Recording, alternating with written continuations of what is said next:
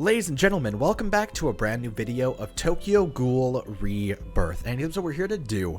So we're going to go ahead and cover the end of the war, of which just ended up happening, and talk about the next upcoming war, which comes out in about a week.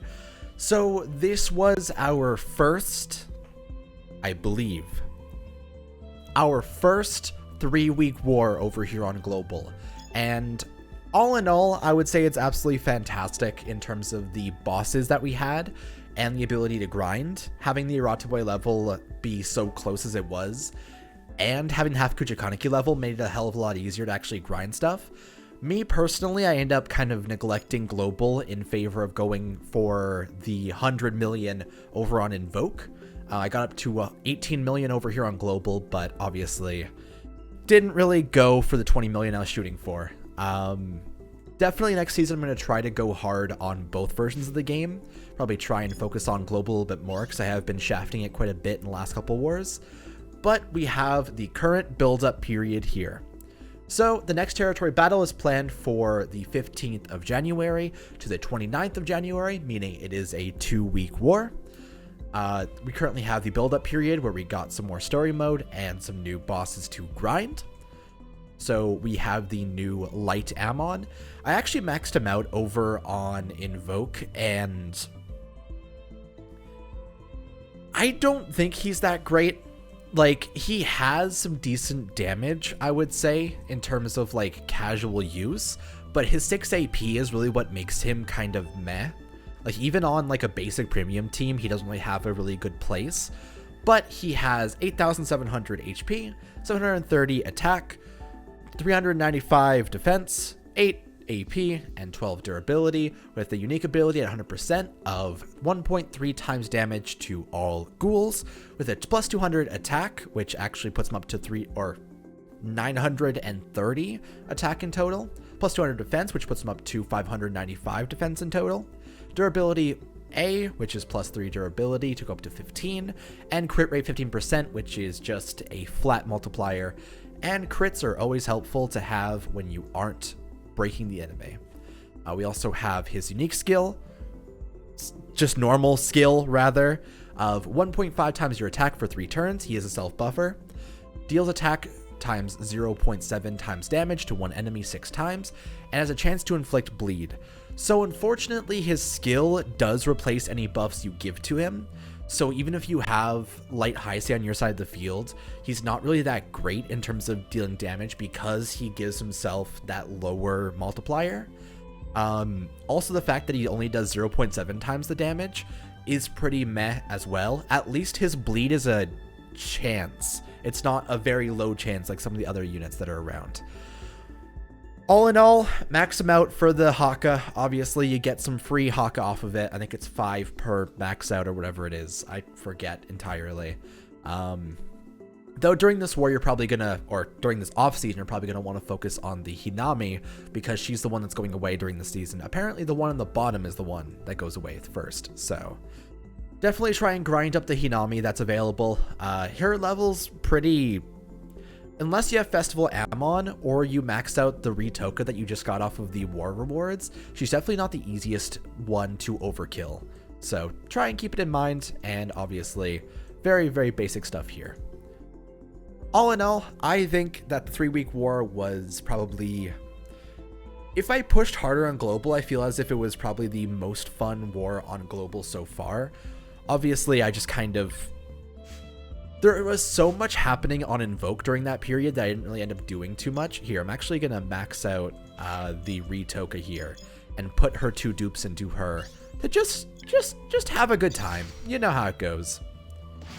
Now, unfortunately, I only got her to 40% because of my grinding, so I don't think... Yeah, no, she doesn't... Oh, she does give 1 AP already. So that's kind of all right, but obviously the main thing you want is up to 80% or above. That's pretty all right anyway. I'm definitely going to try and give her as much upgrades as I possibly can. I actually don't know how many green materials I've grinded for ghouls over here on Global. Though apparently I have quite a few of the basic materials. Show me! Go, that's less than a bunch. I could probably get her up to 5 out of 10. Maybe 6 if I'm lucky. Nope, that is definitely only 5. But there we go. I actually want to go ahead and run her. Oh, dear. I actually probably could get that before the next period ends.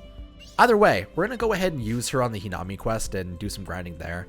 I actually really want to get this Hinami fully maxed out before the end of this period, so here, let's replace Owl with the... I should probably actually max out her level first. Whoops. Okay, so I went ahead and maxed out this Shirazu that I have as well. So now we have a team of Ayato Awakening, green, the Festival Toka and Shirazu, with Orochi, Ritoka, and Half Kuchikaneki in the back. So I'm actually starting to get the chance to use some of these premium units that I haven't gotten the chance to experiment with just yet.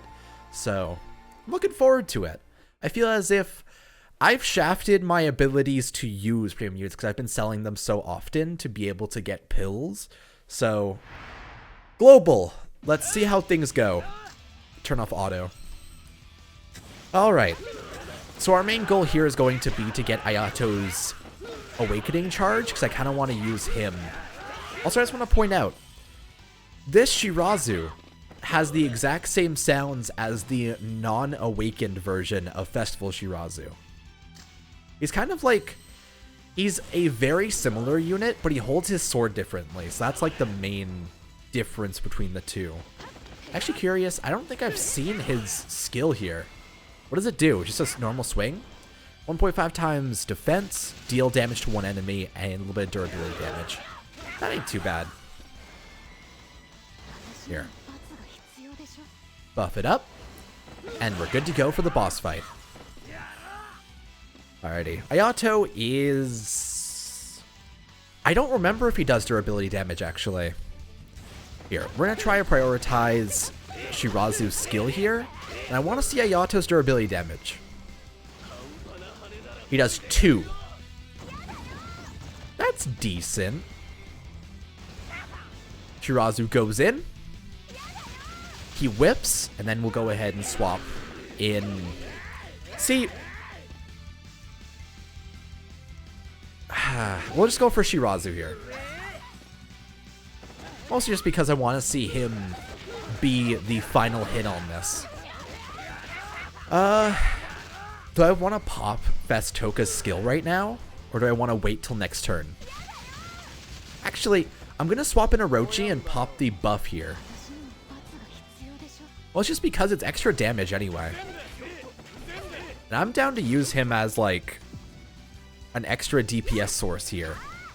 Though apparently she hits like a truck. She just hit half the health bar of... That is not actually truck-like. She killed Toka, but I thought she did far more to Orochi. We're fine. This is all good. Use all your AP before actually trying to break here. How many durability damage does he do? He does none. Just a few hits. Okay. Alrighty. Pop this off. I don't think we'll be able to get a break at all on this wave. Yep. Okay. At least this makes it a little bit easier. I'll definitely have to not auto it, but it's not a huge deal, to be honest. The grind will be slow during this period, but I definitely want to try and get it done. And at this point, I can have one version of Reinvoke and one version of Rebirth on my phone. So I might just try and toss it on my phone and see if I can grind it on like the subway or something just to get it done. That was my 3rd attempt on the Hinami level ever. That is really sad, actually. Yeah, okay. That's what this war is probably going to end up, or this offseason is probably going to end up being for me then. Either way, I think that the war that just happened was real neato. I definitely am looking forward to seeing what drops next over here on Rebirth. So we have some of these banners leaving on the 11th and the 15th. 3 of them actually leave on the 15th. So chances are, my assumption is we're probably not going to get another summoning after Narukami. No. After the festival leaves, I don't think we'll get another banner come out. So Kai and Koma are probably going to leave over on this Friday, then next Tuesday when the war starts, we'll probably get a drop of Ghoul Heisei, I'd say. All in all, Ghoul Heisei is pretty alright, but he's definitely not the highest priority SSR in the game currently. He will have the fillers of every single other unit that's been released so far, so obviously anyone who wants to pull for his art, especially, because his art is absolutely incredible, can go for it. I definitely think during his boosted period, he is a pretty good damage dealer, mostly just because he has a killer for red, blue, and green, so he's probably one of the best neutral type attackers, and 100% he is like,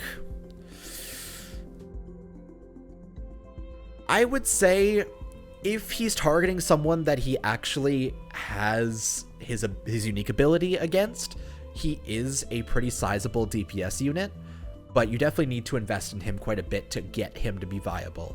So I'm looking forward to seeing what they end up dropping. I think Heisei is definitely next. I think that Wounded Kaneki is probably going to be the banner after that, but we will see. Either way, thank you so much for watching for right now. We're definitely going to end up coming back sometime soon over here on Rebirth to get some more stuff done.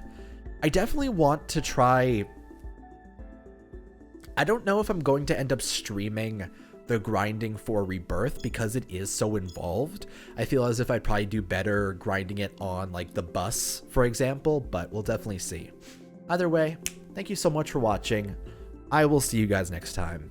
And as always, good luck on your pulls if you do that, because apparently people have been getting pretty shafted on the Narukami banner. And I completely feel that. I've done 2 multi-summons and gotten nothing off of it. So that's how that goes. Take it easy. I'll see you guys next time. Bye for now.